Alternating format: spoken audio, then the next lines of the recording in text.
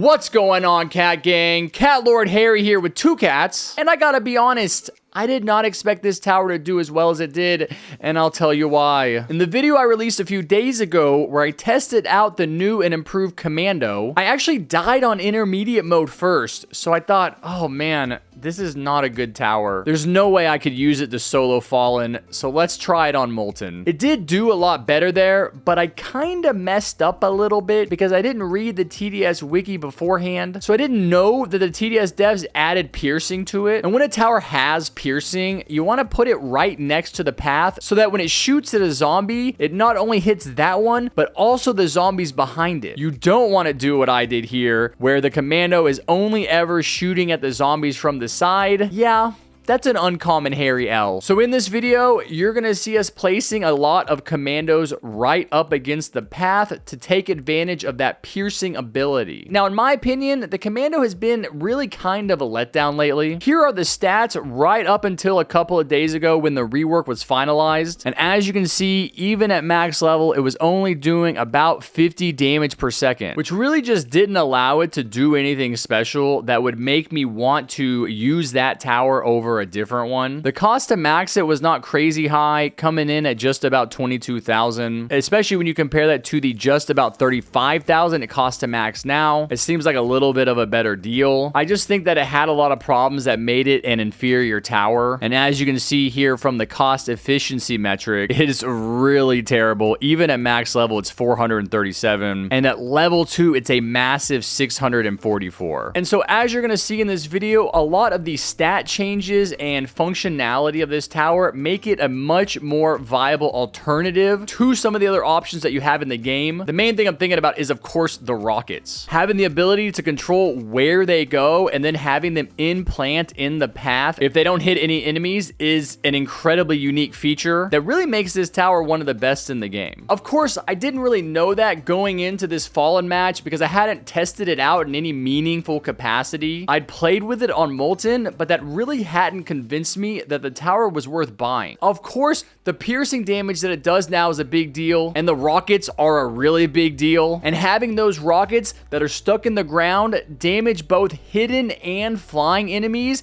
is pretty crazy. And yes, even though the Commando cannot target hiddens or flying directly, those rockets are going to kill all of those enemies, even in Fallen. And I know that because of the game you're about to watch. We actually brought towers into the game to target those kind of enemies just in case any got through, but none did. We even used some UAVs for the first half of the game until we realized that the rockets in the ground would do more than enough damage to wipe them all out. All right, now speaking of consumables, I do want to talk about them for a minute. We used some flags at different times, which I think is fine. At first, I was resistant to using these items because I felt like it wasn't giving us an accurate picture of how strong or weak the towers are when we do this challenge. But then I thought, it's kind of the same as using a Commander or DJ. Those towers don't do damage directly, but they definitely help towers win that otherwise would have lost. And it's the same idea with the flags. These are all permanent parts of the game now, so I feel like we might as well use them in these challenges to help out. The issue that I had with the Commando was that before this game, I didn't know how much help it needed. Going back to the stats, you can see that it only does about 100 damage per second, which really isn't that great. Even the regular minigunner does 157, and the Golden Soldier does 92. The big difference here is that these towers don't have placement limits. Each player can put down 20 if they want, but for the Commando, they can only do 8. One way I tried to get a sense of whether or not we could win this challenge was to go back to my original Commandos versus the Fallen King video from over 3 years ago. Of course, every single one of you has watched that, so you already know that we won. So we should be able to win today, right? Especially because back then it was only doing 48 damage per second. Well, yes, it is doing more than twice that DPS at 108, but there are two main differences between now and then that I think really make a difference. The first I already mentioned, now the Commando has a placement limit. Back then it didn't. And when you watch this video, you should notice that we're actually playing with 5 people. So we did this on a mega server, which means that we were able to place between 90 30 and 100 commandos for this game. Now we can't place more than 32. So as you can see, there's a lot of different variables that made me doubt whether or not this tower was going to be successful in this challenge in 2024. Which brings me to my last point. I have something that I want to get your opinion on. In keeping with the spirit of using new items that are in the game now that weren't in the game a year ago to buff the towers like the flags, we decided to go ahead and use a mercenary base to get the 20% damage boost that it provides. The secret here was placing the tower far enough away from the path that it didn't spawn the units. It just gave us the buff. Let me know what y'all think about that. Is it allowed? Am I going too far? Using too many different items to buff our towers? Or is it fair because it's in the game and anybody can use it? I still haven't really made up my mind on that. All right, now let me give a shout out to my commanding teammates for this game, Festive, Woo-At-Sun, and Strike. And on a very special note, Festive is officially retiring from helping with these kinds of videos. This is actually really poetic because the very first video that he helped me with was when he let me use his account to make the original Commandos versus the Fallen King way back in 2021. In fact, over the years, he made it possible for me to make all of my Commando videos. And I just don't need that kind of help anymore because I finally have Commando. So I'm sending him off in style with a round of applause and a pat on the back. I appreciate all the help, buddy. All right, now go ahead and sit back, relax, and grab a Commando cat, and I'll see you right back here at the end.